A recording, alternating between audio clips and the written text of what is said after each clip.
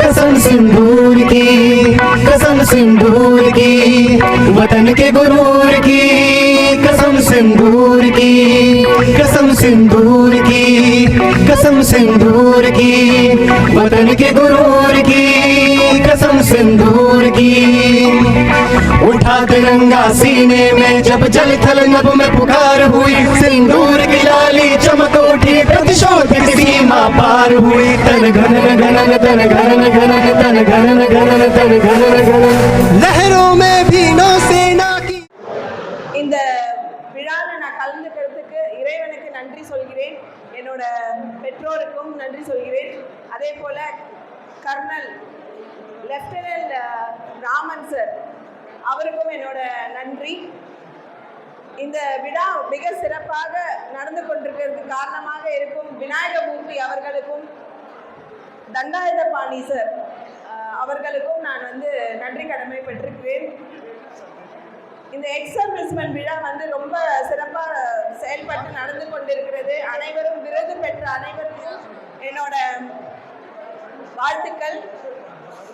I salute the dignitaries on the stage and off the stage also. குறிப்பாக வேலூர் அப்படின்னாலே நம்மளுக்கு முதல்ல தமிழ்நாட்டை சார்ந்த இந்த வேலூர் மாவட்டத்திலிருந்து தான் நம்மளுக்கு ஆர்மியில நிறைய பேர் பங்கேற்று இருக்கிறீங்க. அண்ட் உங்களோட வேலூர் மாவட்டத்துக்கு ஆர்மியால சிறப்பா இல்லை ஆர்மிக்கு வேலூரால சிறப்பான்ற அளவுக்கு வேலூர் ஒரு முக்கியமான ஒரு மாவட்டம். இந்த மாவட்டத்துல இத்தனை குடும்பங்கள், அதுவும் வெட்டர்னஸ் முப்படை வீரர்களும் சேர்ந்து மற்ற நிறைய சங்கங்களை சேர்ந்து இந்த விழாவுக்கு கலந்து கொண்டு விருது பெற்ற அனைவருக்கும் என்னோட வாழ்த்துக்கள். எனக்கும் இந்த எக்ஸர்விஸ்மென்ட்டுக்கும் என்ன ஒரு கனெக்ஷன்னா, எனக்கு சின்ன வயசுலேருந்தே ஒரு கனெக்ஷன் இருக்கு.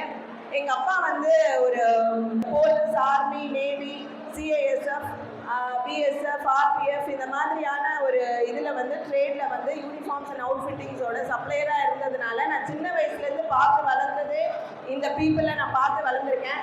அதே போல் இராணுவம் என்றாலே துப்பாக்கி அப்படின்றது தான் நம்ம துப்பாக்கி, படைக்கலன், ஆர்ம்ஸ், அம்யூனிஷன் அப்படின்னு சொல்லும்போது உங்களோட 303 ரைஃபிளாக இருக்கலாம், இல்லை 22 ரைஃபிளாக இருக்கலாம், இல்லை 9mm பிஸ்டலாக இருக்கலாம், இல்லை 380 ரிவால்வராக இருக்கலாம், இல்லை லேட்டரில் AK-47 இருக்கலாம், SMG-யாக இருக்கலாம், LMG-யாக இருக்கலாம், இல்லை இப்போ இந்தியாவே நம்ம தயாரிக்கும் அளவுக்கு வந்திருக்கிற இந்த இன்சாஸ் ரைஃபிள்ஸ் அப்படிங்கிறது என்னால் என்னோட சின்ன வயசுலேருந்து நான் பார்த்து தான் வளர்ந்துருக்கேன்.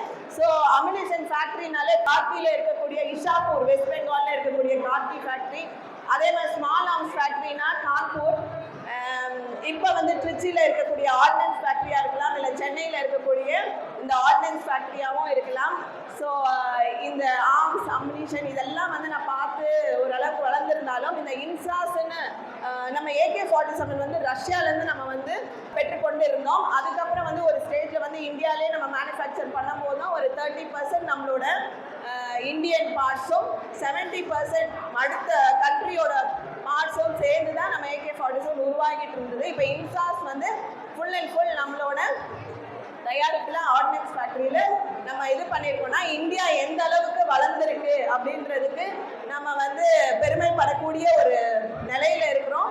அதே மாதிரி இந்த சிந்தூர் ஆப்ரேஷன் அப்படின்றது ஒரு 22 நிமிஷத்தில் குறிப்பிட்ட அந்த பாகிஸ்தானை சார்ந்த அந்த தீவிரவாதிகளை மட்டும் தாக்குதல் அப்படிங்கிறது ஒரு ப்ரிசைஸ் இன்டெலிஜென்ட் எஃபர்ட் அப்படின்னு நம்ம சொல்லுவோம்.